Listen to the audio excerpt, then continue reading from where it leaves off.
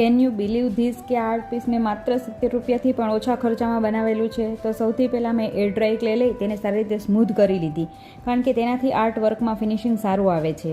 પછી મેં સનફ્લાવરની પાંદડીઓ બનાવી અને દરેક પાંદડીને પાણીની મદદથી સ્મૂધ કરી, જેથી તે વધુ નેચરલ લુક આપે છે. ત્યારબાદ MDF બોર્ડ પર ફેવિકોલ લગાવી અને બધી પાંદડીઓ ચીપકાવી અને બધી પાંદડીઓની પર સ્ટીકની મદદથી લાઇનિંગની ઇફેક્ટ આપી છે. ત્યારબાદ ઉપરની સાઈડ બીજી નાની નાની પાંદડીઓ લગાડી અને સેમ પ્રોસેસ રિપીટ કરી લીધી છે.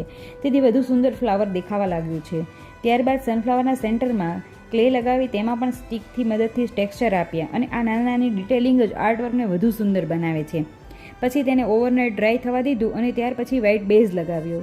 ત્યારબાદ બેકગ્રાઉન્ડમાં ગ્રીન કલર કર્યો અને ત્યારબાદ સનફ્લાવરને યલો અને બ્રાઉન રંગથી પેઇન્ટ કરી દીધા છે. દરેક બ્રશ સ્ટ્રોક સાથે આર્ટવર્કમાં નવી જ જાન આવતી ગઈ છે અને આખરે યલો ડોટ અને બ્રાઉન લાઇનિંગ કરી આખી ડિઝાઇનને ફાઇનલ ટચ આપી દીધો છે. મોંઘી વસ્તુઓ નહીં પણ ક્રિએટિવિટીથી આખું આર્ટવર્ક સુંદર બની ગયું છે.